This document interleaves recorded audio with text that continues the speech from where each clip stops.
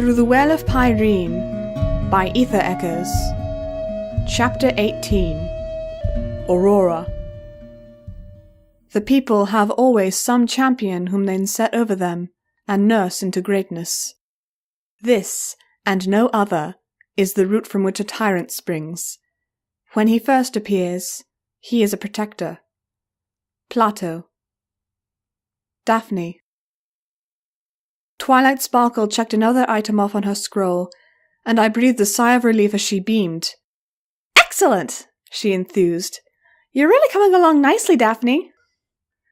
I reached a hoof up to rub at my sore horn, looking at the array of coloured children's blocks stacked in increasingly improbable arrays across the cabin. "Nicely for a unicorn of my age, or nicely for a unicorn who just got started?" "The latter," she admitted, but she added with an upbeat tone, "And I predict that with a few months of practice you'll be out of kindergarten-level magic." "Oh," I said with a toss of my head. Joy of joys. Twilight smiled warmly, and swept the blocks up in a wave of magenta, dancing them across the cabin to stack themselves in neat order. Their progress was envious. Though I could create illusory images of startling clarity and precision, I felt clumsy when it came to manipulating real objects, unable to apply force with any real accuracy. It wasn't unlike putting on a pair of snow mitts and trying to handle an instrument. I could saw at the thing all I wanted, but I would be lucky to produce sound, let alone actual notes. "Are you going to keep practicing?" Twilight asked as she latched my trunk up. "I was thinking of heading up to the deck myself." "Yeah, I think so." I rubbed the quilted comforter on the bed with a grin. "Nice and warm down here. You can go freeze your horn off up top, though, if you like." She laughed, turning towards the door. "All right. Pirene wasn't sure when we'd arrive, but I'll send some pony down if we get close to the island." She clipped smartly out and shut the door behind her as she went. Even as she left, I turned my attention to the air and the things that awaited me there. It had been hard enough ignoring them when leitmotif and twilight were there. My mouth creased as I regarded the shapes whirling unbidden and uncontrolled in the still space of my cabin. Angular snakes swam in zigzagging courses. Wheels turned and glittered. Letters hung like cloudy mist, colliding every so often to form words, and those to form phrases. Pictures and lines shaped like birds snatched up words like wriggling worms, and devoured them whole before soaring away through solid wood. It didn't stop there either. Without any prompting, images of my school in Ponyville wavered as behind a clouded glass. People and ponies occupied dimensions running perpendicular to one another, such that I could turn my head and see one or the other in some bizarre hologram. "Practice," I muttered. "I can't seem to stop." I drew the comforter over my head and buried myself in darkness, but closing my eyes only served to draw greater attention to the strange phantasms. It had been so since the moment I'd unleashed my talent. Perhaps I'd been too tired to notice at first, but they became increasingly clear as we loaded onto the airship and took off. Every kilometre we ate towards the well made them more aggressive and numerous. The flood that had opened up within me had left a shattered dam in its wake. A trickle now oozed through the cracks, a steady stream of thought. Squeezing my eyes shut more tightly still, I tried to restore order to chaos. With a brush, I swept up the scattered images and shoved them into a jar. The image of the jar I embellished, spelling out its details so that it would remain fixed. It was a heavy-bottomed amphora, detailed with wavy lines. The lines moved, soaring in opposition, such that it seemed that there was a live ocean on its surface. I reached out and slipped my hooves into the handles, gently swirling the jar, watching within as light swelled and spun. Everything else was pushed away, leaving a dark void as I turned the jar over, pouring out the liquid thought, concentrating intently so as to make sense of what I saw. Music thrummed about me as the stuff of imagination gained substance, churning into clouds. Within them, I saw Flash and a rainbow mare clashing amidst lightning. A light entered a wingless Twilight Sparkle's eyes as she confronted a mare of inky darkness. The roots of a great tree split the streets of an American city like a plough through fresh earth. A silver alicorn mare wept to fill an ocean. Amelia, shining like the sun, rose in the morning sky, while the great and the low alike bent knee. Over the earth I stood and pored, a remote figure above the clouds. Wherever my green mists touched, light and life sprang forth in profusion. 6 gems glittered at my brow, radiating peace and serenity. From the stars I plucked a sword to sever injustice, a shield to preserve the peace, a chalice to relieve the weary, and a staff to guide the uncertain. Gasping for air, I scrambled out from under the bedsheets and stood panting in the center of the room. My breath frosted in the air, and I was as cold as ice all over. I rubbed numbed legs and fumbled telekinetically for the vent. To my surprise, it stood open, and was breathing in warm air. The sounds of the ship's engines vibrating against the floor seemed too loud to be real, and my every step reverberated in my head like the beating of alien drums. Heat worked slowly back into my body. Feeling constrained by the cabin, I pushed out into the hallway and stopped a sailor. I recognized her at once from her distinctive golden curls. "Honeydew? Hey, I was wondering if you saw where light went." The mare edged back from me and spread her wings slightly in a seemingly unconscious gesture. There was no recognition in her gaze as she regarded me. Have we met?" She tilted her head with a puzzled frown. "Are you with the princess's entourage? I'm sorry, ma'am, I must have forgotten." "No!" I said, too loudly. "No," I repeated, reaching out a hoof only for her to shrink back, her eyes widened in concern and a touch of fear. I'm sorry." For once in my life, I couldn't place where I'd met her before. There was no excuse. I pulled my hoof back. "Sorry, never mind." Her expression cut deep, and I hurried away down the hallway as quickly as reasonably possible. That look, that sudden shock, reminded me just a little too much of how my parents had regarded me long ago. Once again, the sound of my own hooves thundered in my ears. The doorway to the library provided a convenient resting place while I rubbed at my temples and wondered just what the heck was happening. All the background noise, the ship's engines, the sound of echoing hoofsteps, even my own heartbeat, grew deeper, thrumming and overwhelming. Desperately, I pushed it away and watched as the hull of the ship faded into insubstantial mist, peeling away layer by layer to reveal the night sky. The ship ploughed through curtains of black cloud, and I peered through even that to see what lay beyond. My breath caught in my throat. There, beneath a green aurora lighting up the night sky, sat the island from my dreams. Not my figurative dreams, the actual memory palace I'd constructed. Its seas were no longer calm, churned as they were by storm winds, but there was the waterfall, and the ancient town climbing up its slopes, and the pool surrounded by columns by the living rock crevice. "No," I muttered. "Of course I would imagine that. There's nothing special about it." I ran a hoof over my face. "I'm not going crazy. I'm not crazy." "Of course you're not crazy, Daphne," a soothing masculine voice said from within the library. Wheeling around, I stared, jaw unhinged, at the man seated there, flipping idly through a book on earth pony agriculture. He looked up to me through his wire-frame spectacles and smiled warmly. Big and bear-like, he nevertheless came off as completely unthreatening, a comforting anchor in a storm-racked world. My breath froze in the air. "You are not crazy, Daphne," the psychologist said as he laid the book back down. "And you never have been." No, I whispered. You're not here. You're not real. This is just a hallucination brought on by fatigue and stress." "If it were another person, probably, though you well know that you are not fatigued." He folded his hands together, leaning forward to gaze at me intently. "A normal person. But you are anything but normal, aren't you? Sane enough, but different. Different in a way few others are. Touched by forces beyond yourself." I took a nervous step back, my ears alert. "Who are you? He never spoke like that." I leaned away. "No." "What are you?" I'm a messenger for someone very important to you. Though you haven't met her yet, she has met you. She was there from the very moment you were conceived, and she's been waiting for you for all of your life. We all have been waiting for you. The whole world has been waiting for you." "What? No, I don't understand."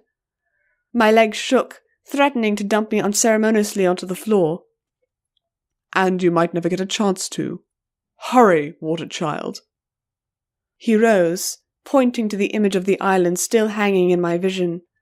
An enormous bulky air fortress listed in the air as it burned and smoked. "It doesn't end here. It must not." Thunderous booms echoed through the night, and he turned to meet my gaze once more. "Yet it will, unless you act." Cannons pinged off the armor, erupting in quick succession, only for the next volley to tear through the weakened plates and erupt all around me, sending hot shrapnel and splinters of wood through my flesh. Twilight Sparkle, standing on the deck, threw up a shield too late, with fires already raging throughout the hull. A hoof shook me, and I woke covered in sweat in the corridor outside the library. Honeydew and a stallion with a bandaged cutie mark were looking down at me, their faces wide with concern. I stared around wildly but found the ship intact.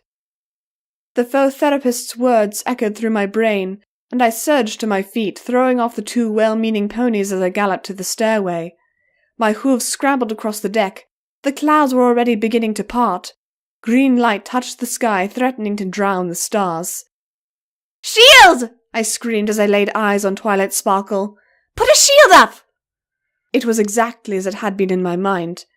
There, sconced in the churning sea below, the island gleamed under a sky lit in viridian flame. Over it loomed the Titanic airship, its engines straining mightily to keep the bulky craft in the air even as it took damage from within. What were perfectly functional, however, were the cannons along its side, arrayed in batteries that were already turning our way. Once again I experienced that deafening retort as the surprised goblin gunners targeted our unexpected craft. In my mind, the shells arced through the air towards us. It was like watching a movie for the second time, hoping and praying the horrific events to come wouldn't.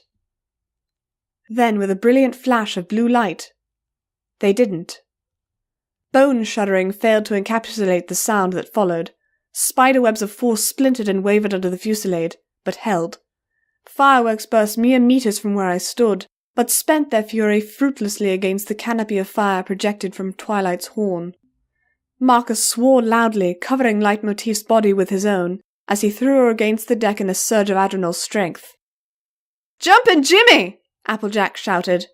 She leapt to catch Twilight as the princess found herself blown back with the force of the blasts. The two skidded to a halt near me. "Captain, can we answer fire?" she demanded as the air cleared. There was no second volley. Perhaps they were confused that their target was still in the air. "This ship wasn't outfitted with cannon." I shook my head. "They had some planned, but the order was cancelled." "Oh, this ship ain't armed. We were going to be, but—" Captain Holder stopped and stared at me. Never mind!" Twilight gasped and crawled back to her feet shakily. "We need to fall back!" "Take the ship around the island," I countered. "The gunners on that side aren't at their posts." In my mind's eye, their posts stood empty and abandoned, with seagulls feasting on forgotten snacks. Captain Holder and Twilight looked ready to argue with me, but once again her shield lit up, scattering sparks and flashes of lightning as it cracked and splintered. Applejack braced her friend, holding the alicorn up as she strained to hold her spell tight. "You must hurry," the woman's voice from before urged me. "Please." "Just do it," I said, my tail bristling. "We're so close." "To what?" Pinkie Pie asked, sounding genuinely confused. I opened my mouth to answer her, but nothing came out. I snapped it shut and stared down at the island. Never before in my life had such a potent sense of nameless purpose seized me before. I knew, without knowing why, that I needed to set foot on that island, to run the path to the hillside, and plunge into the depths of rock and stone. Do it, Captain," Twilight heaved. The captain grunted and ruffled his feathers, but his barked orders held no trace of hesitation. His sailors gathered clouds around the craft, slipping out from beneath Twilight's protective shield to form a screen of dark storm clouds about us. More cannon fire ripped through the night, but few found their mark, and our passage was heralded by bombs bursting in air with flashes of red and gold. Naomi found her way to my side as we sailed, sliding to her knees beside me. She put a hand on the back of my neck, asking, "Are you sure about this? What's going on, Daphne?" "More sure than I've ever been," I muttered, staring through the clouds of the ruins below. Perhaps the goblins found them a hindrance, but they inhibited my sight not at all. "I have to hurry. Can you get me down any faster?" I asked Twilight. I'm not sure I can manage a teleport right now," she said demurely, rubbing her head. "That shield won't last. I wish my brother had been here, let's say. Maybe the Pegasi can carry you?" There's like a whole garrison of goblins down there," Pinion said, belting her armor on. "I tried to talk them down, but we're safer in numbers." Lyra trotted up, looking as ever as if nothing particularly strange were going on. "I have an idea. This ship has lifeboats with gliders for carrying away the wounded and groundbound. We can all take a couple of them down." I wouldn't want to take away the crew's lifeboats," Rarity said, biting her lip. "If it's important to Daphne," Leitmotif insisted as she joined the group, "then it's important to all of us." She gave me a knowing glance, her eyes intent. They were the same shade as the eerie lights in the sky. "All right," Twilight agreed with a nod. "Captain, we'll signal you for a pickup if we need help, but do not, under any circumstances, risk your ship again—" "With all due respect, Princess," the captain cut her off gruffly, "this ship and every pony on board are yours to the last.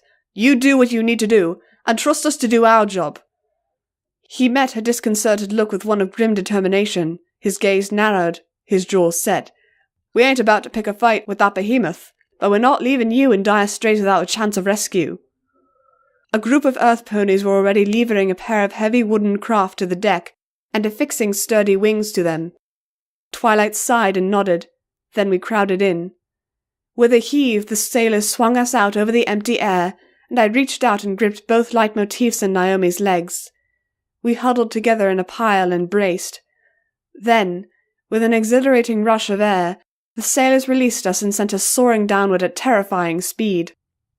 Applejack, Pinkie Pie, Lara, Marcus, Pinion, Leitmotif, and even Fluttershy all worked with magic and muscle to pull us out of the dive as we fell below the cloud layer. Lashed by fierce rain-laden wind, we aimed as best we could at the hillside. Applejack in the lead vehicle waved her hat wildly and pointed, her words lost in the screaming air, but her intent became clear enough when she turned the glider and aimed for a long boulevard winding around a cliff face on the one side of the island. Closer and closer we came, with apprehension building by the moment, until the earth rose up to meet us. Lead glider and follower touched down on the ancient stones of the abandoned road. They shuddered, thumped, and bounced their way along, shaking their passengers and threatening to toss us free. At last, we skidded to a haphazard stop, alarmingly close to the gaping cliff edge.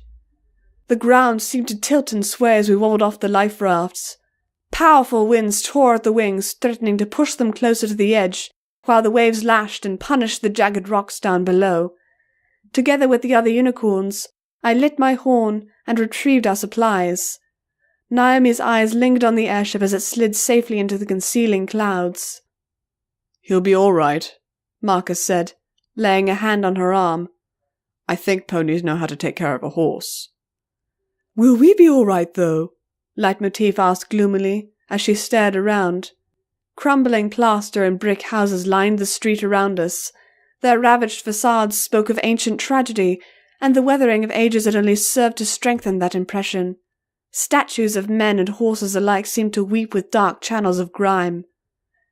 The curious duality of the lost town struck as we made our way up the hill. Few staircases were narrow or tight, ramps were everywhere, and many public buildings were broad and open. The fact that many of the pony statues were clothed in like manner to the human ones was evidence enough. Wherever we looked, there were signs of human and equestrian cohabitation. If not the same houses, then certainly the same public spaces. "Is anybody else getting the willies?" Pinkie Pie asked, for once less exuberant than apprehensive as she stared around. My tail's getting all twitchy. Please don't tell me you have a ghost sense too, Twilight Sparkle groaned. Not that ghosts are real. She froze and glanced over to Pinion. Right? It's me, the goblin said with a shrug. Perhaps ghosts are real, and perhaps they aren't. It's a question I don't have an answer to yet, though I doubt it is so. After all, if any place was haunted, it should have been this one. Everywhere we went, it felt as though I could trip and fall through a veil if I weren't careful. Shapes moved out of the corner of my eye. Anger, rage, fear, and helplessness pressed at the edges of my mind. When we turned up the road towards the temple at the summit, I suddenly found myself walking into direct sunlight. Blinking, I stared around to find myself alone on the path, which was no longer choked with weeds and dust. Screams echoed up from the town, and my ears flattened against my skull. I heard hooves pounding and turned to find a crowd of heavily armed stallions charging past me. One of them shouted at me, "Run, you fool! The humans will be back! Don't make our sacrifice count for nothing!" It wasn't in English, but I could understand it all the same. They charged against a city aflame. Above, a figure soared in the sky, lightning crashing around it. A man mounted astride a white figure clashing against another winged horse. "Daphne?" Naomi's voice pulled me back to the storm-tossed darkness. I stood on the threshold of one time and another, one hoof poised in a distant past under an unforgiving sun, and the other in a night-shrouded present. "I'm all right," I said, walking back into the then and now. A few looks were cast my way, but no pony seemed to have noticed anything odd beyond my behavior.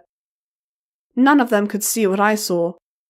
Honestly, I'm glad they didn't have to. Armored goblins groaned as they littered the path. Several stirred before collapsing into heaps again. A quick investigation showed hoof indentations in their helmets and breastplates, a recent and savage beating by some pony very fast, strong, and motivated. "Rainbow Dash," Leitmotif concluded at once as she poked a burly goblin's dented bucket helm. "I'd recognize her path of devastation anywhere." The goblin tried to sit up, but she aimed a ringing buck at its head and put it down again. "This couldn't have been that long ago," Rarity said, excited. "She could be here now. We should—" Whatever we should or shouldn't have done was lost in a sudden crash that knocked all four of us off our feet. Dust billowed up as something huge and heavy fell from the airship and plowed a crater into the earth. As we all found our footing once more, the thing rose. A huge hand pushed a pillar aside as if it were no more than a sapling, sending its heavy segments crumbling and bouncing across the cracked tiles. The wind caught the dust and blew it away to reveal a chimeric mountain, a powerful blend of man and horse. There was more, though. Of us all, I'm positive only I saw it. There was a light shining from within him, a halo of it rimming his head. He had a presence that seemed to exist beyond the mere flesh, and it felt as though I could reach out and touch it, if only just barely. "No plan," the Wand King growled, his voice deep and menacing. "Ever goes quite as you expect. You've come a great deal earlier than I expected, Princess Twilight Sparkle." When he stepped out of the crater, the great centaur towered over us. He stood head and shoulders over the tallest men alive, and all of it was clenched with rage. He held a vast ash staff so tightly I thought he might splinter it. Quickly we set ourselves as best we could. Most of us took cover behind falling building stones, even though we knew they represented minimal cover to such a behemoth. "Are you the one responsible for all this?" Twilight shouted over the wind, standing her ground. "Just who are you, anyway?" "Nessus," I muttered. "King of Wands." "Who I am is none." His head whipped around, and I jumped as his eyes fell on me. I'd had no idea his hearing was so sharp. Not that I'd really been thinking when I'd spoken. "So, the Morgwin brought you lot as well, did it? I'll need to be particularly inventive with Feta. I'm sure I can find something suitably revolting for him to spend the remainder of his worthless days as." As for you, Princess, I can't have— His speech was interrupted with a hail of gunfire. Marcus, apparently taking the old adage about never leaving a villain to monologue to heart, unloaded round after round into the centaur, pausing only long enough to aim and fire again in split-second timing. King Nessus jerked as the shots tore into his bare chest to the accompaniment of gasps from the surrounding mares. Every pony braced as the echoes faded, watching the centaur as he straightened and looked down at his chest. A pitiful trickle of blood matted the heavy hair, and he brushed a hand across the wounds. Flattened bullets clattered to the ground. Ah, crap, Marcus muttered. The staff lit up with a magnesium-bright glow. White fire arced along its dark ash surface. Humans, always breaking the drama. King Nessus sighted the staff, and a smoking bar of light slashed across our ranks. Horrified at the prospect of being transformed against my will once more, I was already diving for cover, but the light seared through stone as if it were air. Just as the beam overcame us, though, a blinding flash met it. Hot air blasted me back into a stone wall and knocked the wind right out of my chest. When I got back to my feet, dazed and half-blinded, I stared back to find 6 crystals interposed between us and the king. Twilight gaped, but recovered first. Ha! She tossed her wind-blown mane, as though she had planned it all along. Whoever and whatever you are, your magic can't touch us. My magic, no, the centaur said, and reached down to pick up a slab of marble that must have weighed 1/2 a ton in one meaty hand. How about this? The slab flew, and Lara and Leitmotif blasted it in unison, but the fight was already upon us. The best that could be said about it was that it had been short, however one-sided and brutal. Ponies are strong creatures, but Nessus had the might of ages and the will to use it. He shed bullets like hard rain, and when his hooves flashed, earth and stone shattered. A full buck from Applejack barely swayed him, while his return strike sent her flying into a column to bounce off with a sickening crunch. A purple shield splintered and shattered under a fist, which grabbed Twilight Sparkle by the midsection and flung her clear across the ruined temple. Lara, bold and beautiful in gold, flung herself in front of Naomi to take a blow that would have shattered the thin girl's entire body. Instead, it broke Lyra's armor and sent her spinning. In desperation, I flooded the world with green smoke, hoping we could run to safety while he floundered. Nessus, however, turned to face me with his terrible eyes piercing the cloud. Mere unicorn tricks will not hinder my sight, mare. Huge hoofsteps carried the mountain, and he snatched Marcus up as he tried to run in one hand, and hooked Fluttershy out of the air with his staff. He held both in his titanic fists, and began to squeeze them as they struggled and fought for air. This ends now! No! I screamed. Across the battlefield my eyes met his, and at once the shapes and sights that threatened the edge of my sight came alive. Fear, hate, anger, pain, loss. They sparkled in the air, and I drew them together. The green fog coalesced at once into a shape, a human shape, a woman with long midnight hair, who stood in mute protest before the centaur, with her arms held wide as if to bar him. It was as if someone had reached out and pressed the pause button on our lives. Nessus froze as still as carven stone, staring at the woman's image. For that brief instant, he stood transfixed. Then she faded, and our eyes met again. As suddenly as that, I was somewhere else watching. Somewhere warm, under a hot sun, with moisture rising off the wet earth and rushes beside a fierce river. Unaware of my presence, 2 people stood under the fronds of a date tree. One was a beardless centaur youth, a Nessus before he became quite so massive and fierce, while the other was slim and female, the woman whom I had conjured. They spoke in low voices for all that they thought they were alone, he with bitter, helpless anger, she with soothing comfort. Her hands were on his broad chest, for he came not so high as he did millennia later. Scenes flashed before me like bursting bulbs, irrespective of time or place. They kissed knee-deep in a river, or they were riding together across the hills with her on his back. A bearded Nessus crushed flowers atop of cairn of stones.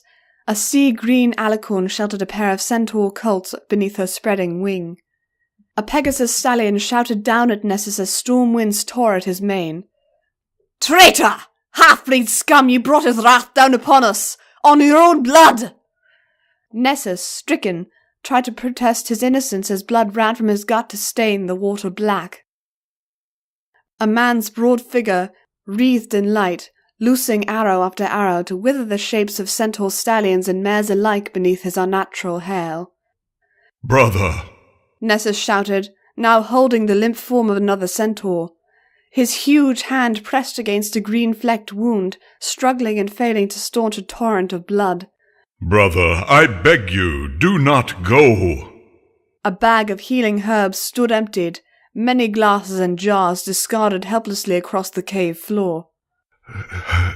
The stars await, brother mine," the older centaur said in a voice thick with pain, but as strong and steady as a river. "The child, you must..."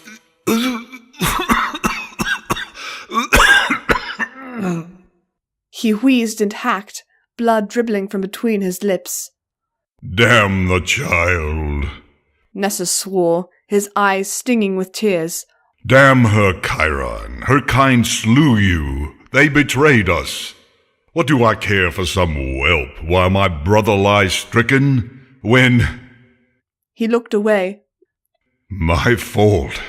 This is my fault. Do not hate them, brother." Weakening hands gripped Nessus's shoulders. "Do not condemn all for the actions of one."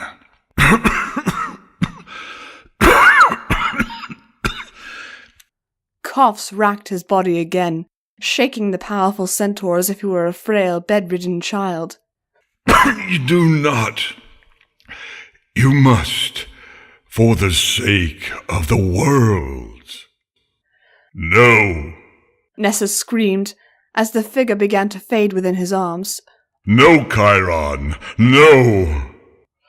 But it was too late for pleading, and the centaur Chiron passed into twinkling lights that shimmered and vanished.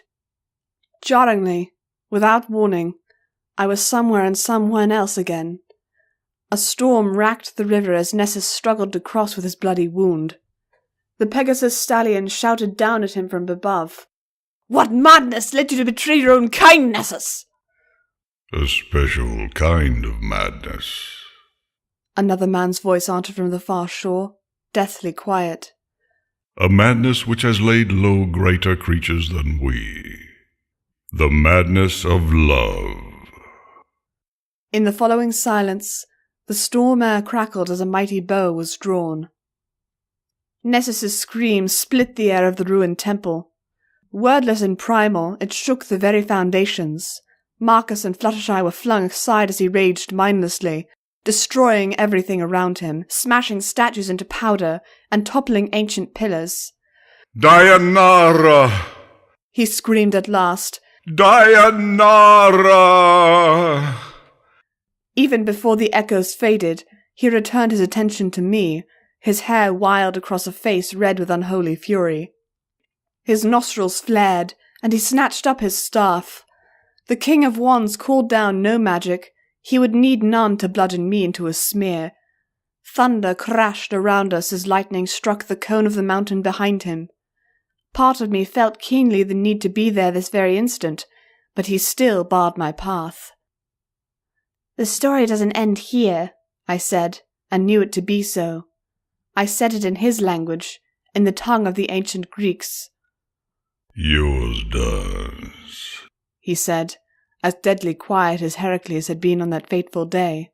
"No more tricks can save you." "No." I shook my head. "I've already delayed you enough." Lightning dust swooped down from the sky between us, sending burning stones flying as she knocked me clear. Actual lightning bolts struck all around us. Expecting more Pegasi, I was more shocked when a woman, brandishing a writhing tongue of sparkling electricity in one hand, appeared before Nessus. She turned aside the Wand King's return stroke with her strange sword, and pressed him back with her answering swipe, as if they had been of a size rather than dramatically mismatched. Looking up revealed a small fleet of aircraft hovered above. Lightning dust checked me over for injuries and gave me a sour gaze. Didn't your mother ever teach you to dodge when someone's swinging a shillelagh at your skull? Afraid I missed that lesson, I muttered as I pushed back up. What in the hell is going on? The courts have come to war, she told me with a smug grin. Well, sword anyway, them and... A shimmering crystalline wall erected itself around our party as Nessus charged back on the offensive. It inhibited him not at all, but when he struck at Pinkie Pie in leitmotif, his blows slid off harmlessly. In the center, on the smouldering remains of the slab he had thrown at the start, a wizened old goblin held aloft a circular device that shone with pure light. Ring! Lightning dust finished brightly. Even as the rescue spared us from death, though, the mountain lit up. Peal after peal of lightning crashed around it, a long rolling blast that rocked the ruins as the mountain was struck again and again with blinding forks. "No!" the mysterious woman's voice screamed in my mind, and I screamed with her as my vision was dragged through the ruins, racing along an invisible path through the crack in the rocks and into a grotto filled with brilliant light. There, a shining human shape placed a burning golden bridle across the face of a blue mare. "No! We are too late!" Lightning dust held me as I came back to myself, and I stared helplessly as golden radiance poured from the crack at the top of the mountain. No. A streak of rainbow light shot forth from it faster than the barrel of a gun. It turned in the green Aurora light, tearing and shredding the delicate folds till they dissolved in the warm night air, before arching off across the sky. I knew who it was. I could see her face. I felt her heart beat. This wasn't the way it was supposed to be. She should have been far away. She never should have been able to set foot here on the soil of this island. I knew it in my heart, but for once, my heart was wrong. My voice rose in a weak, plaintive call. "Amelia! No!" The world shivered around me as if it was some cheap set ready to fall away, but I braced and forced myself to confront the world at hoof rather than this one that awaited on the other side. Nessus raged and spent muscle and magic against the people in the crystalline barrier to no avail. He could neither strike nor grasp any of us against our will, and when the woman struck back he howled in pain as her electric blades seared even his skin. The wizened goblin who held the shield fast paced the demigod impassively and did not budge. "How now, King of Wands?" the cowled woman asked in a lilting voice, lifting her blade of spark-spitting lightning as if to charge through the barrier and strike. "No prize for you this night." The night lit up again as our airship's spotlights made a pool of brightness, and Nessus looked up. Doubtless he saw his flagship being harassed off the field as well as we did, with swarms of Pegasi and smaller vessels buzzing all over it like flies. "You're wrong in that, knight. I've already won my prize, and my champion will write my victory in the stars, as it was in the days of old. Keep your wretches. You'll find them a poor reward." Huge legs coiled and sprang, carrying him high into the air and out of sight in the darkness. The shuddering impact of his landing paled in comparison to the way the world shivered around me as I began to fade out again. I wobbled across the ground towards Marcus, my hooves refusing to find stable footing. It was as though my body were trying to walk on two legs again, and found all of this mucking about on four a hassle. I threw my hooves over him and lifted his shirt to check for injury. Still gasping for air, he pushed my searching muzzle away, only to stop when he met my eyes. "Daphne, are you all right?" His voice echoed dimly, as if from a great distance. He receded from me, the world shrinking to a bright tunnel. I turned toward it, blinking away the sudden sunlight that threatened to blind me all over again, and stared around. This was exactly where I had been moments before, but instead of ruins, the hilltop temple was fully intact, if equally empty. A warm summer breeze rose up from the tropics to stir at my mane, and carried with it a woman's voice. She sang, a deep-voiced mourning in that ancient tongue I knew as well as the English I had been born with. Following it, I walked past the statue Nessus had destroyed in his landing to reach the caves. Every step was familiar to me. After all, this was the place of my dreams. I didn't need the smell of salt water or the crevice in the rock to tell me that, for scattered around were neatly ordered crates and boxes and pedestals stuffed to bursting. Entire books paged silently in the breeze, and reels of film stacked one atop the other in tin towers, committed to memory everlasting. Every toy I'd ever owned sat in racks along the cave walls, with album after album filled with photographs depicting every face I'd ever laid eyes on. The caves split and diverged in a dense labyrinth of tight passages, but I'd only filled a fraction of them, and barely touched the ruins beyond. It was a wicked irony. If I'd dared explored my own dreams more, perhaps I'd have had more knowledge of the pony race long before my tragic and nearly terminal encounter with Feta. Putting a hand to guide my way through the narrow passageways, I wondered if Amelia had noticed the branching pathways when she came mere minutes before me in the waking world. She had a way of rushing headlong into any situation, and if the fires on the wan juggernaut had been any indication, she'd done so with the forces of hell on her tail. Thinking of tails, I noticed only then that I had hands, and looked down in surprise to find myself clad as I had been before my very skin had been stolen away. A girl, once more, and not a horse, if only in my own mind. All of that agonizing over whether I'd lose my identity, only to come to terms with being a mare, and here I was on 2 legs again. It felt anticlimactic. Worse, it felt cheap. Silly, but there's no accounting for emotion. The alicorn waited for me in a chamber at the top of the caves. Impossibly, the open balcony looked not upon the sunlit island, but out over the clouds, miles above where we ostensibly sat. Her mane spread long and green across her chair, and her soft seafoam coat glistened like morning dew with the twinkle of stars. Her eyes creased with sadness as they fell on me, but with a longing that pulled more keenly still. A mother's eyes.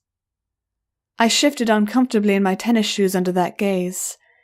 It reminded me far too much of the fact that my own mother lay very far away. In my mind's eye, something that sounds oxymoronic when I was inside a dream, but still, I saw her sitting with her phone in the living room, checking the messages with only the faintest spark of hope. How I longed to reach across the void to her, for her to hear my voice and know that I was safe, even if in reality I had just survived a terrifying battle. Alas, the alicorn mare said quietly, we cannot always commune with those whom we see in our hearts. Pirene, I murmured, facing her again. That's your name, isn't it? You're named in legends, though they seem to have left out the part about you being a magical horse. Then again, they also failed to mention the part where Nessus wasn't trying to rape Deanara. Be they by human or equine tongue, legends oft lose their meaning when repeated down the long centuries, Pirene said, the starlit mare rising from her seat to approach me. Unlike most of the equestrian race, she stood taller than Marcus even without the aid of her graceful horn. She lifted a hoof and pressed it to my cheek, uncomfortably reminding me again of my mother with her tenderness. The son you grieved was Pegasus, wasn't it? The Pegasus, I said, as our eyes met. Vast gulfs of time raced together, bridged in an instant. I could see him, proud and strong, a bolt of lightning in the sky.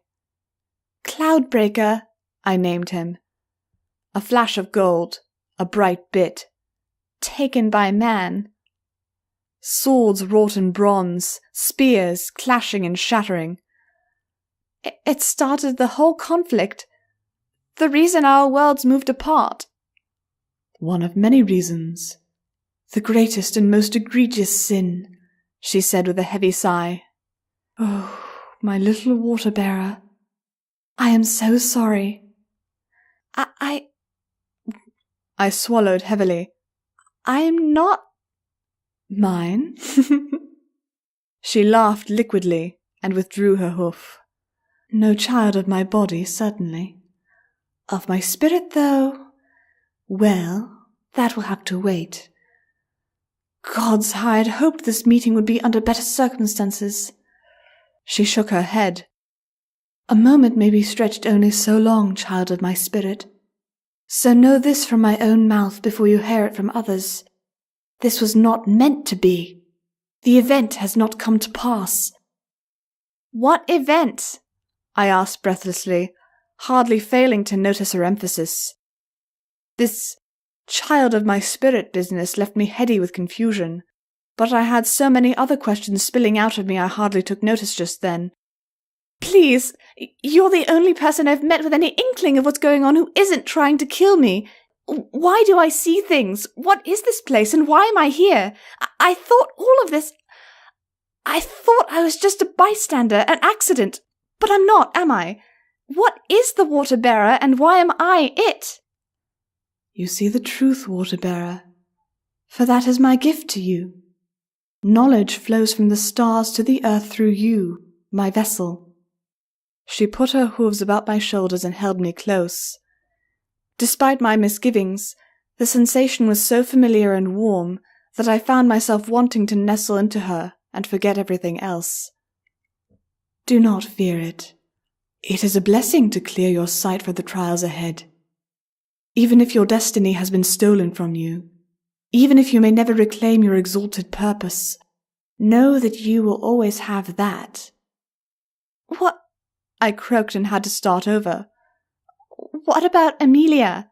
What's going to happen to her? What has happened? You will know soon what befell her, she said sadly. And you must be strong. There is hope for her yet. She is not so far gone as she realizes. Deep down, she is still the child you know, no matter what darkness hangs over her now. Well, that was about as ominously phrased as it could have been. Weakly, I laid my cheek in her soft coat. You've barely told me anything. I know, and for that I am sorry. Pirene stroked my hair. I wish there had been more I could do to help. I cannot express how frustrating it is to look down from on high and be so powerless to change what I see. Chiron, I said on sudden inspiration, probably feels the same way. You both faded away, didn't you? Out among the stars. Clear-sighted as ever. Pirene offered me a bright smile. You never should have put your dreams away, child. You were made far poorer for it. Would that my poor Chiron had lived to see you. I think he would be proud of how far you've come entirely on your own. My eyes lowered. I know that now. I don't know. I have my life ahead of me if I live through this. Shaking my head, I looked up at her. Will I? Me and Marcus and Naomi and every pony else? Pirene looked out the window. Who can say? Today, destiny shattered in your sister's hands, and a new day waits to dawn. My sister! For just a moment I felt like pricking my ears, only to realize I couldn't hear. What's happened to her? Is she all right? How did she ever get away from the goblins? She looked at me with sad eyes and sighed heavily. Your sister is her own rescuer and hale, but hurt too, in ways that lie deeper than the flesh. You must go to her. She may be free in body, but her spirit is shackled in hate and fear. The seer will tell you more. The nymph gave me a gentle push with her head as she turned back to face me. Go, child of my spirit. Your friends await. We will speak again. Help Celestia and Luna. My nieces have faced enough tragedy in their lives. Wait, I cried, but it was too late. Her first push lifted me off the floor, and her second buffeted me through the air. My lungs were squeezed as I found myself contorted back into pony shape. No, come back, I slurred plaintively through my muzzle as I struggled against the darkness. I have so many questions. Bork bork to you too, Marcus said somewhere over me. Naomi's voice answered back, waspish. That's Swedish, Mark. She was clearly speaking some form of Greek. Also kind of offensive. Also not helping. The darkness, I soon realized, had the name of Leitmotif, whose inky mane pressed up against my face as she held me tight. Shifting my face, I found us below decks in the airship once more. Marcus's shirt was off, revealing a bandage where Naomi or some pony had patched what must be broken ribs from the centaur's grip. Twilight Sparkle's face appeared in my field of view, and brightened as she saw my eyes make contact with her. Oh, good! You're responsive again! Goodness, I thought it was another false alarm. What's happened? I asked.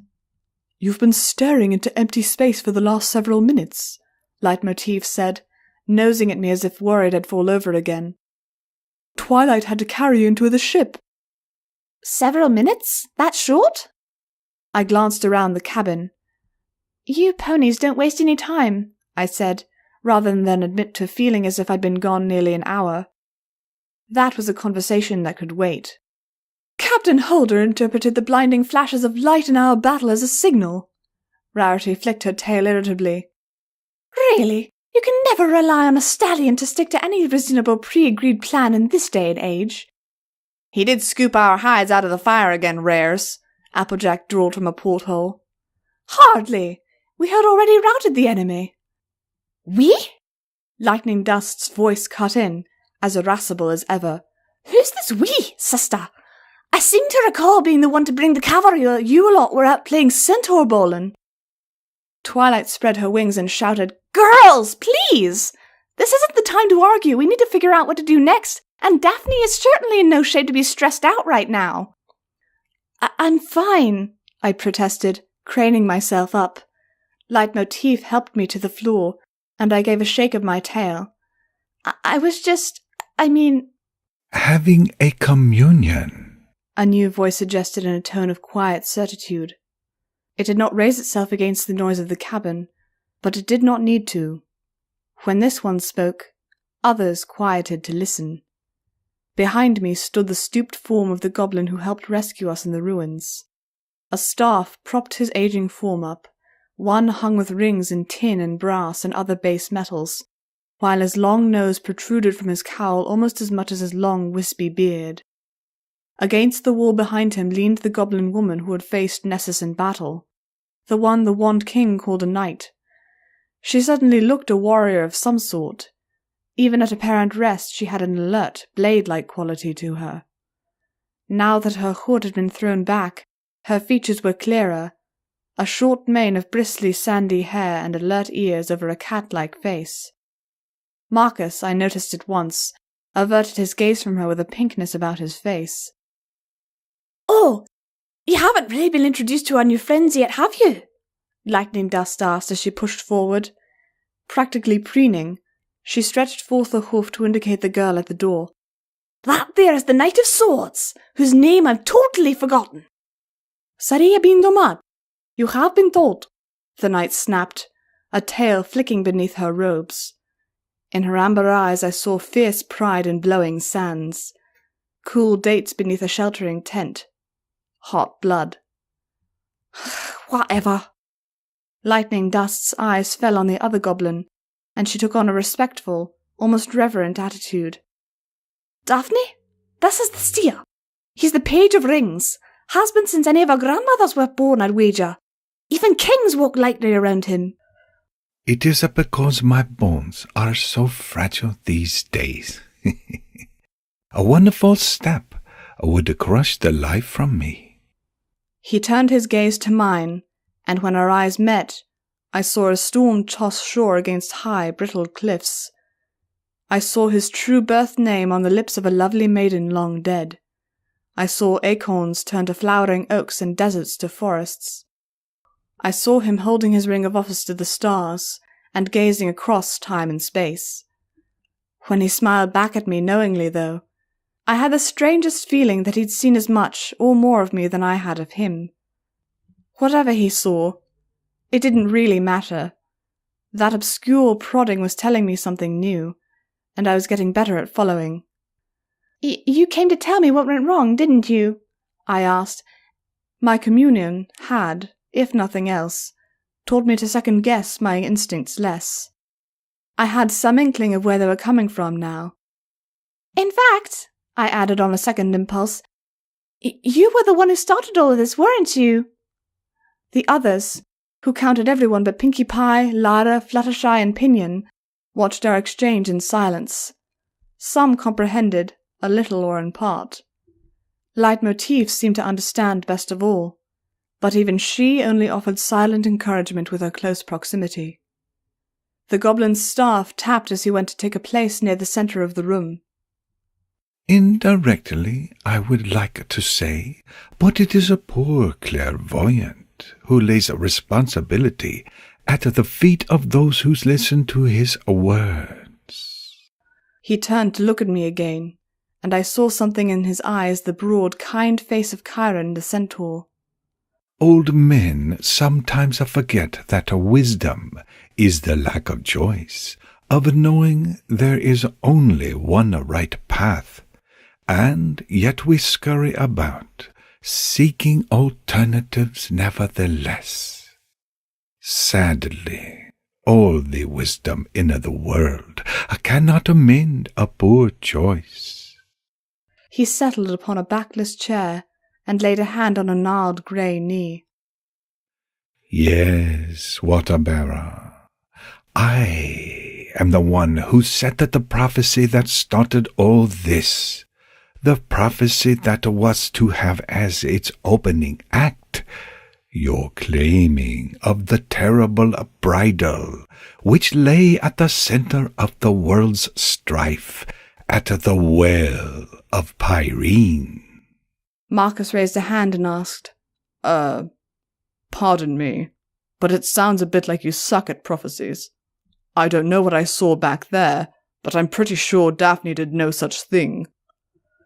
Mind your tongue, boy, Surya barked. The seer! He has spoken truth to gods and men alike. Do you think destiny a toy for the uninitiated to play with? Peace, knight, the seer said, raising a hand to steal the prickly woman. It is a fair question. After all, he has seen with his own eyes what has become of my utterings. I see I have a few misconceptions to clear up. It sometimes feels as though my life is one long repetition of the dangers of trusting too much in mouldy old words. He settled his sharp eyes on Marcus.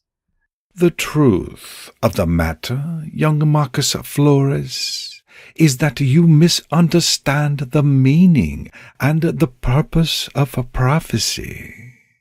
It is not foretelling how the future and events are to be, like some history book written in reverse. Prophecy is a lantern to reveal the path in the murky, uncertain swamp of the future. It is a guide. Should one strike out on their own, they must contend with paths unseen. Something of an instructional? Applejack asked skeptically. Like a map or a repair manual? Rarity perked her ears. Dare I say, I think I get what you're thrusting at. They're instructions on how to attain particular results, yes? When the future is uncertain and frightening, you offer a means to achieve a given end, so ponies, forgive me, people, can have confidence in the future. And, I finished, like a manual, If you fail to follow the instructions, you end up with a totally unexpected product. It confirmed everything I had already known in my heart, everything that deep down inside me struggled to come free. So, it's all true then. I was supposed to come here. I was important in some way. Was. And now I'm discarded. In a sense of the word, yes. The seer looked around at the others sharing the cabin. You should understand the fullness of it, however, that you may better understand what has transpired. It may be that you would hear it by yourself first. These are my friends, I said with a frown. I don't have secrets from them. No, not even the visions, he asked with a shrewd gaze. Nor the shapes and portents that haunt you even now. Immediately my cheeks reddened and I looked down at the floor. I didn't understand what they were. Marcus and Leitmotif opened their mouths and spoke over one another, reaching out for me at the same time. They gave each other a glance and blushed as well. Mark gestured for Light to go on. If you want us to go, we won't mind. We have been noticing how strange you've been acting, but it's your business. Thank you, but this isn't just about me. I've dragged all of you into this after me. If any pony has a right to know, it's you girls. And me. Yes, you girls. The Knight of Swords chortled into a mug of apple juice. As you will, the seer said in his grave voice. He held the ring of his office up, a beaten bronze circle a little more than a hand across. It hung there, and when he gave it a spin, it began to rotate unsupported. Ghostly images appeared within, of men and women and ponies limned in sunlight. It all began such a very long time ago. The age of heroes was in its twilight. Men and ponies and other creatures stood near as tall as gods in that age. But we all knew its end lay near. Where lives had once been bounded only by violence, each succeeding generation knew death as they never had before. With their children subject to decay and aging, the heroes could only watch helplessly as jealousy and hatred grew among their kinds, and they forgot their harmony that at once reigned between them. Twilight Sparkle, listening raptly, furiously scribbled notes in her corner of the cabin with her tail twitching in the air like an excited cat's. While we could still touch the magic of the gods, we made what provisions we could. A staff, a ring, a sword, and a cup rotated around one another. Even as a conflict brewed between the races, the greatest sorcerers pooled their strength, forging sacred power into 4 great arcana, vessels of a symbolic might through which we continue to preserve and protect the world. Wizards and wise spiritualists from each corner of the known ancient world and the worlds beyond gathered in the land that would come to be known Mag-Mel, to draw down the last ancient powers left to us by the departed gods. By then, however, it was too late. My heart thumped in my chest. It seemed as if I already knew this story. Would that the words written on my heart would come to me sooner, when I needed them, instead of moments before another told me of them. Perhaps it was because Amelia had stolen my place, leaving me broken and incomplete.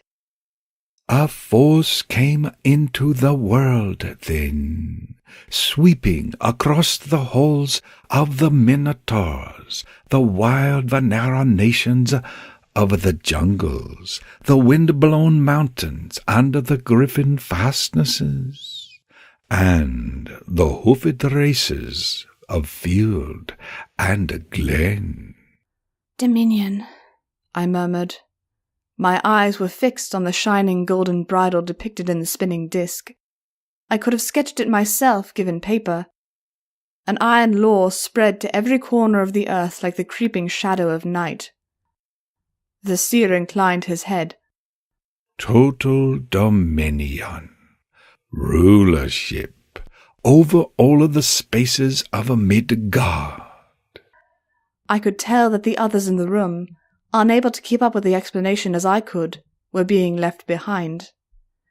How did it happen? We were such good friends. Why did we turn against all the other races? What could have given us such power? I bit my lip. Power to turn people into beasts. To make slaves out of whole kinds. Who can say? Some say it was a hero, spurned and filled with a loathing, who turned all his seething hatred and power into a device to capture the other kinds and make them serve his kin. The seer shook his head. Perhaps it was a god with a voice of thunder, a god of men who sought to give his chosen a total control. The ring gives me great sight, but it cannot pierce the mists that veil the origins of the golden bridle. Only help unravel its blood-soaked course through history. Man fought against the equine kind and their allies, and corruption sank into the very bones of the earth. We heard some of that through Pinion. What relevance does this all have to Daphne, though? It sets the stage of the event. We, the sorcerers and wise folk of old, knew that so long as the world decayed and grew corrupt, the situation would only grow more dire. The Alicorns split Midgard in twain, and with their magic sustained a second world, but it too was vulnerable. Creatures from the first age, the age of creation, slipped through and plagued it with their chaotic powers, and threatened to spill over beyond. You don't mean Discord? One of many. True monsters, hecatonchires, cyclops, and worse, many of which are imprisoned beyond your gates of Tartarus. Some slain or sealed on earth by the last remaining heroes, or those of the Arcana courts. Some escape to rampage across the other worlds. He fixed his gaze on Marcus and Naomi. And on the remaining earth, true magic has become a thing of legend and lies, of whispers in the dark. The soul has gone out of Midgard, a world growing cold and crueler.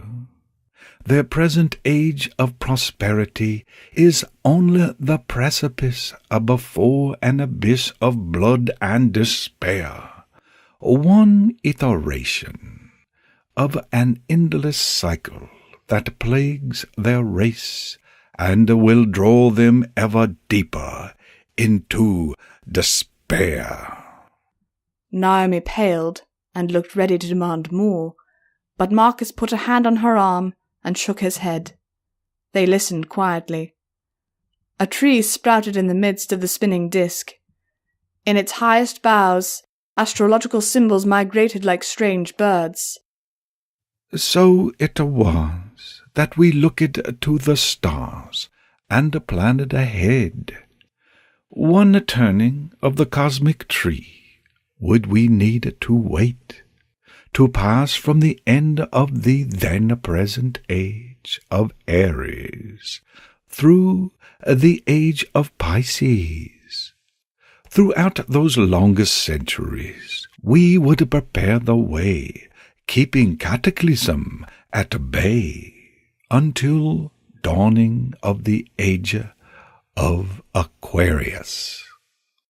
To the greatest teacher of our age, we entrusted a task to bring together the houses of equine and man, and raise a child who would embody the principles we desired.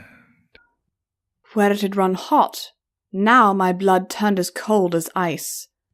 Goosebumps prickled on my neck as I said softly, Chiron, the teacher of heroes. You entrusted the task to him. Marcus and the ponies gave Naomi a puzzled look. She cleared her throat. Chiron was reputed to be the greatest of centaurs, an immortal quite unlike his brutal race. He was an intellectual, gifted in medicine, music, and an athlete as well, skilled in archery and hunting. Most importantly, he trained many of the heroes of myth, including Achilles, Jason, Perseus, Asclepius, and, in some traditions, even Heracles. A suiting mentor to bring forth a new hero, Knight Saria said, her liquid voice bitter. For a new age.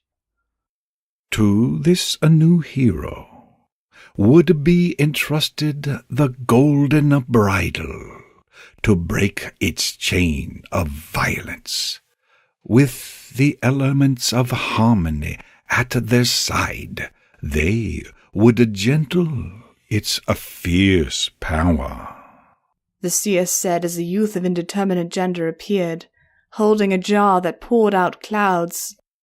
Depending on how one looked at it, the figure could be human or equine, so indistinct were its limbs and head. So, too, would they pass through trials to earn each of the arcana as seals of office, and thereby win the power needed to bring a hope to worlds old and new, to awaken the spirit of a dying earth, and begin to reverse its dire state of decay. Except... Naomi glanced between the knight and the page. Well, Chiron died. Heracles killed him, deliberately or by accident, with a poison arrow. Or is it like Nessus? And rumors of his demise were greatly exaggerated. Deliberately, I murmured. And Nessus was there to see it. To hold Chiron in his arms as he faded away among the bloody remains of their families. The seer smiled a tired, sad smile. Yes, and to receive the secret, the charge to bring up the new hero, the water bearer. Well, I take it he didn't take it very well. I cannot speak to Nessus's reasons nor his intended aim, but he took what had been a perfectly good prophecy and perverted it.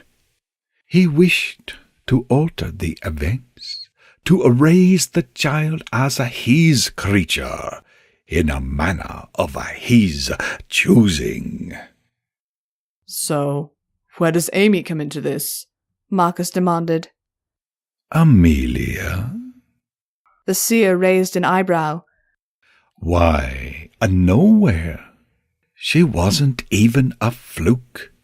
The possibility that one other may usurp the place of the chosen one wasn't even considered. She shouldn't even have been relevant in the child's life. If all had gone according to a plan, Chiron would have raised the child himself after engineering her birth, and Nessus certainly aimed to kidnap her at the earliest possible convenience. Child of my spirit, Pirene had whispered. Would that I knew what that engineering entailed, but I could not focus enough to ask the wizened goblin just then. Yet, here she is, taking Daphne's place.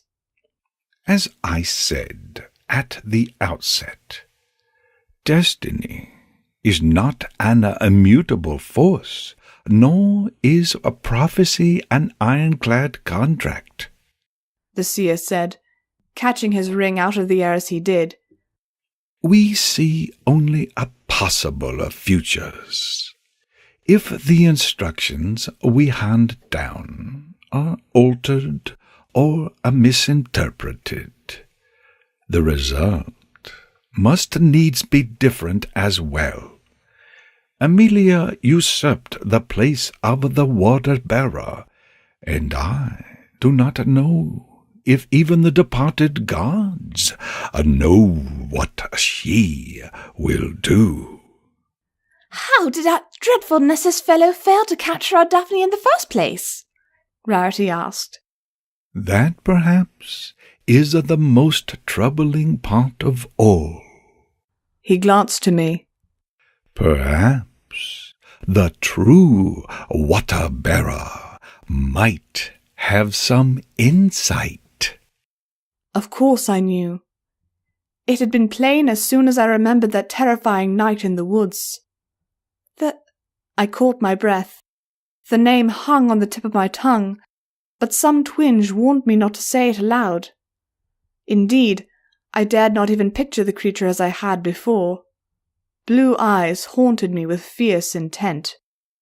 A harbinger of chaos and death, black as night, smoke and blue flame. The Morgwin? Marcus asked, damn him, and a pall swept over the cabin. At first, I thought only I noticed it, but I could see the wizened seer touch his ring and murmur something. A moment later, the feeling evaporated like a thin mist on a summer day. A creature of the first age, an age of chaos, when the rules change from day to day, such as there were no days, no seer. It intervened, and it has stalked her steps. Instead of a hero to bring forth, it ushered in a champion of chaos. Marcus bristled. Amelia wouldn't do anything wrong, he said hotly, looking down at the goblin with his fingers tightening on the table's edge. Amy's a good kid, so she's a little eccentric and, okay, maybe a little greedy at times, but she's 8. The Amelia you knew on earth would not have. But even I cannot say what she has been through with the one king's ministrations and her subsequent escape. She bridled Rainbow Dash, I whispered. I saw it. The other mares looked at me with abject horror. Even Leitmotif, who made no secret of her dislike for the missing pony, seemed as though her stomach had dropped through a hole in her belly. A child's innocence can be their undoing. It is a sad truth, Saria said as she stepped forward. Surprisingly, it was not me the Catwoman went to, but Marcus, prying his hands off the table where the knuckles had turned white. I felt ashamed for reasons I couldn't readily explain. I knew he'd gotten on well with her, but not how well, and it suddenly bothered me deeply that I didn't know him quite as well as I'd thought. Perhaps his mind went to his own numerous siblings, too. What do we do? Naomi asked, wrapping her arms about her thin frame. She looked like nothing so much as a scared little girl then, a sight I liked no more than seeing Marcus's helpless anger. Naomi could be silly and frustratingly stereotypical, yes, but she was strong. Can we push things back the way they should be? I do not know. For a moment, he seemed to wear every one of what must have been several thousand years of a ceaseless vigil. They tugged at his leathery features and sank his rounded back and shoulders. Even in Equestria, turning back the clock is a daunting task, and what has been done is not readily undone. One may sooner turn a rotten apple ripe and return it to its tree than reset an age. Applejack tilted her hat back. You sure came to the right bunch for that, then. Perhaps I have. Regardless, there is something we can, nay, must do. Stop Amelia before it becomes too late to do so. Though no signal had been given, every head in the room turned to look at me. For a moment, I wasn't certain if they were asking my blessing, seeking my advice, or turning to me for direction. I sat there, a useless lump of unused clay in the dim candlelight. It all seemed so dry and clinical now that I laid it all before me. A fantastical destiny awaited me since birth, a birth foretold in ages past and watched over by a demigoddess.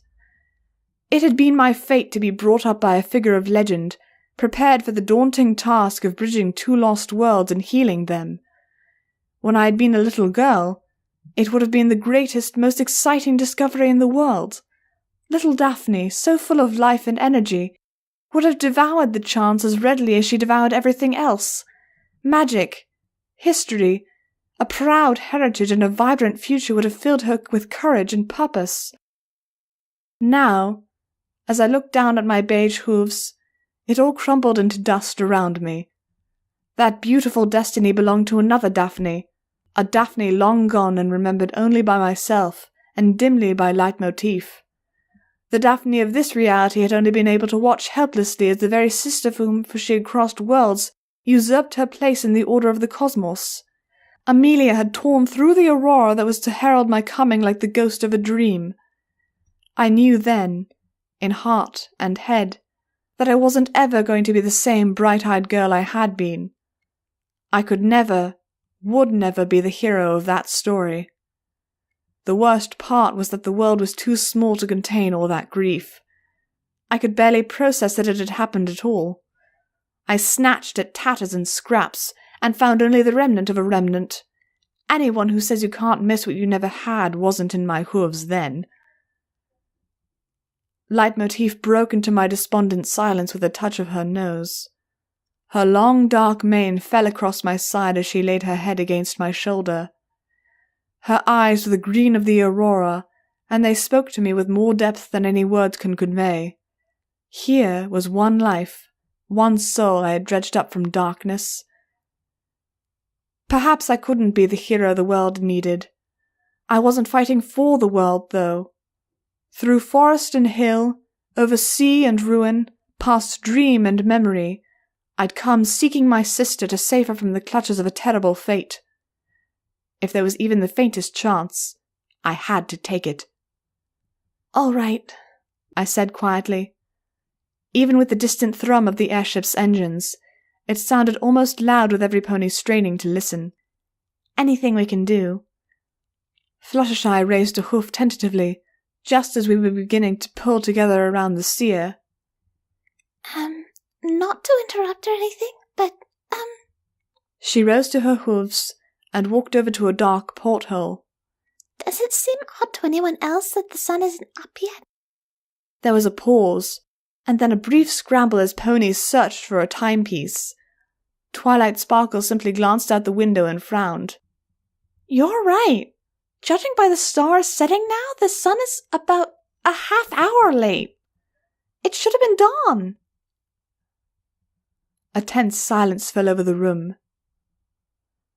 "Sweet heavens!" Rarity said, trembling. "Then where is the sun?"